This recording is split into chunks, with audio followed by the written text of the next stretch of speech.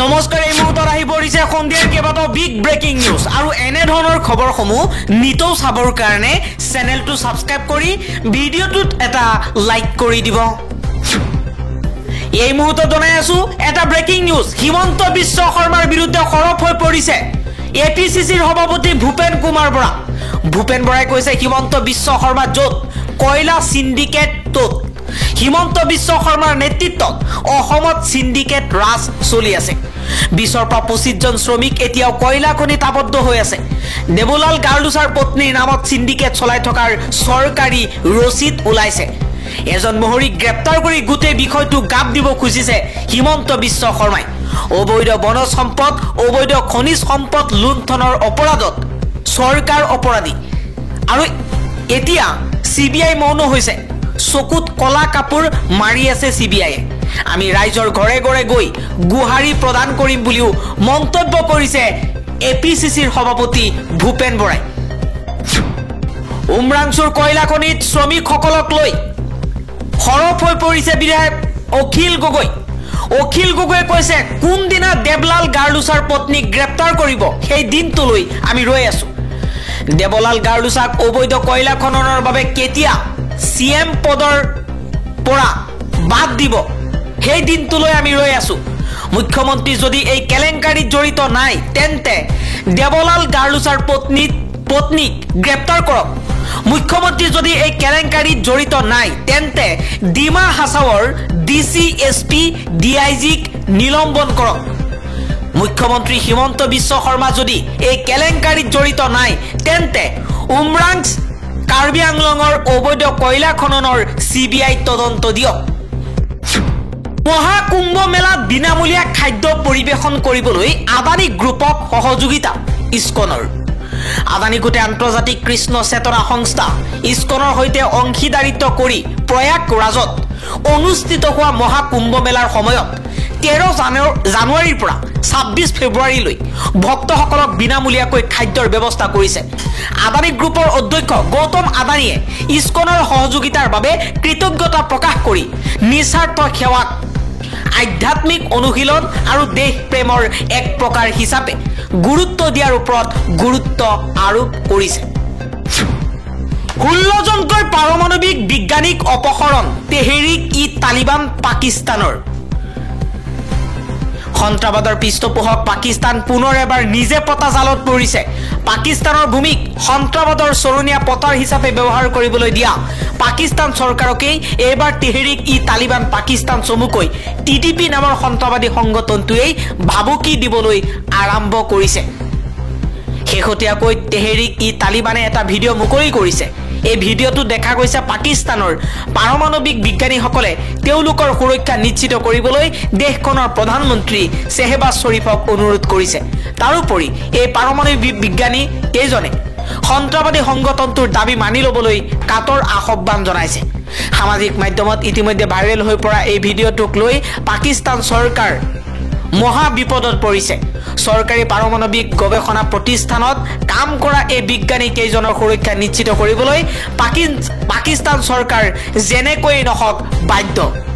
তেওঁলোকৰ সুৰক্ষা নিশ্চিত কৰিবলৈ গৈ সন্ত্ৰাসবাদী সংগঠনটোৰ ওচৰত হাৰ মানিলেও সেয়া হ'ব দেশখনৰ বাবে আন এক লজ্জাজনক ঘটনা। আনহাতে সন্ত্ৰাসবাদী সংগঠনটোৰ দাবী মানি নললে বিজ্ঞানী কেইজনৰো জীৱনলৈ নামি আহিব পাৰে ভাবুকি। এনে পৰিস্থিতিত এতিয়া পাকিস্তান চৰকাৰ যে মহা বিপদত পৰিছে সেয়া নিশ্চিত হৈছে। মুখ্যমন্ত্ৰী হিমন্ত বিশ্ব শৰ্মাৰ বিৰুদ্ধে খৰপ হৈ পৰিছে অখিল গগৈ। অখিল গগৈয়ে কৈছে হিমন্ত বিশ্ব শৰ্মা অসমৰ মুছলমানৰ আটাইতকৈ ডাঙৰ শত্ৰু। দাড়ি আৰু টুপি দেখিলে হিমন্ত বিশ্ব শৰ্মা পাগল হৈ যায় আৰু মুছলমানক জেলত ভৰালেই ধৰ্ষণৰ লগত জড়িত হলেই এনকাউণ্টাৰ কৰি হত্যা কৰাৰ চেষ্টা কৰে। মুখ্যমন্ত্ৰী হিমন্ত বিশ্ব শৰ্মাৰ বিৰুদ্ধে চেঙা সমষ্টিত এই মন্তব্য কৰিছে অখিল গগৈয়ে। আৰু মামাক 2026 দলিয়াব লাগিব আৰু যদি দলিয়াব নোৱাৰো সদায় মামাৰ অত্যাচাৰৰ বলি হৈ থাকিব। আজি সংখ্যালঘু ল'ৰা এজনক যদি কোনোবা এটা কেছত পুলিচে ধৰি লৈ গ'ল ৰাতি 2টা বজাত দৌৰিবলৈ দি পিছফালৰ পৰা গুলীয়াই মাৰি দিয়ে। মানে নে নামানে?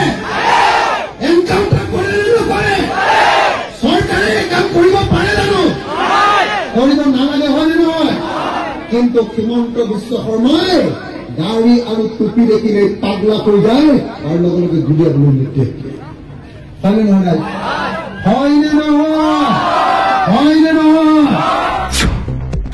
পৰৱৰ্তী খবৰ চৰকাৰৰ নাকৰ আগত কেনেকৈ অবৈধ খনন হ'বলৈ পালে এইটো চৰকাৰৰ ব্যৰ্থতা উমৰাংচুৰ কয়লা খনিত শ্ৰমিক আবদ্ধ ঘটনা সন্দৰ্ভত আছুৰ মুখ্য উপদেষ্টা ডক্টৰ সমুজ্জ্বল কুমাৰ ভট্টাচাৰ্যৰ এই প্ৰতিক্ৰিয়া আন এটা খবৰ উমৰাংচুৰ কয়লা সিন্ডিকেটৰ আসল নায়ক কোন এইবাৰ প্ৰশ্ন কৰিছে এপিচিচিৰ মিডিয়া বিভাগৰ অধ্যক্ষ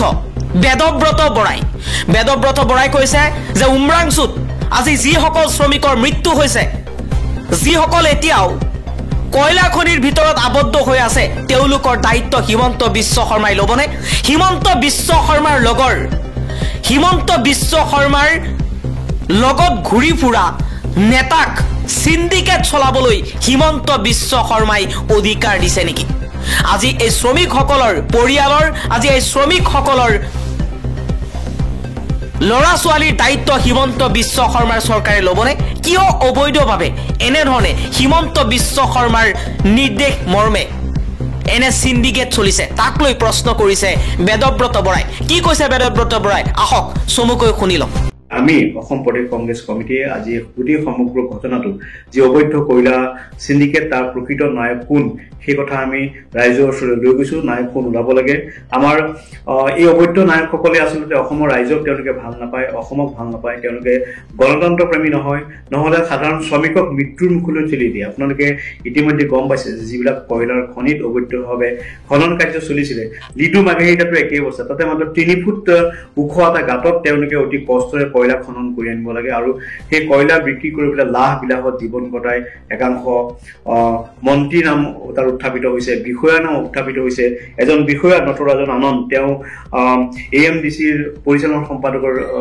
পৰিচালনা সঞ্চালকৰ পদত আছে তেওঁৰ বিৰুদ্ধে ব্যৱস্থা গ্ৰহণ কৰা হ'ব নাই দেবিলাল গাউলুছাৰ পৰিবাৰৰ নাম উত্থাপন হৈছে তেওঁৰ বিৰুদ্ধে ব্যৱস্থা গ্ৰহণ হ'ব নাই তেওঁলোকক এতিয়ালৈকে কিয় গ্ৰেপ্তাৰ কৰা হোৱা নাই তেওঁলোকৰ ৰাজনৈতিক আশীৰ্বাদ তেওঁলোকৰ ওপৰত আছে কাৰণেই তেওঁলোকৰ বিৰুদ্ধে ব্যৱস্থা গ্ৰহণ নহ'ব নেকি আন এটা খবৰ আদানী উৎকোচ গোচৰত চৰচৰ ষড়যন্ত্ৰ আমেৰিকাৰ প্ৰতি অভিযোগ বাইডেনক লক্ষ্য কৰি হাউচৰ সদস্যৰ মন্তব্য এইবাৰ আমেৰিকাৰ কংগ্ৰেছৰ ৰিপাব্লিকান সদস্য লেন্স গুটেনে ঔদ্যোগিক গৌতম আদানী তেওঁৰ ভতিজা সাগৰ আৰু কেইবাজনো সহযোগীৰ বিৰুদ্ধে আমেৰিকাৰ আদালতত দাখিল কৰা উৎকোচৰ গোচৰটো ইচ্ছাকৃত বুলি অভিযোগ উত্থাপন কৰিছে একে সময়তে দেশৰ এটৰ্নি জেনেৰেল মেৰিক বি গাৰ্লেণ্ডলৈ লিখা এখন পত্ৰত তেওঁ দাবী কৰে যে বিদায়ী ৰাষ্ট্ৰপতি জো বাইডেনৰ চৰকাৰে পৰৱৰ্তী ৰাষ্ট্ৰপতি ডনাল্ড ট্ৰাম্পক বিপদত পেলোৱাৰ এই ষড়যন্ত্ৰক সমৰ্থন কৰিছিল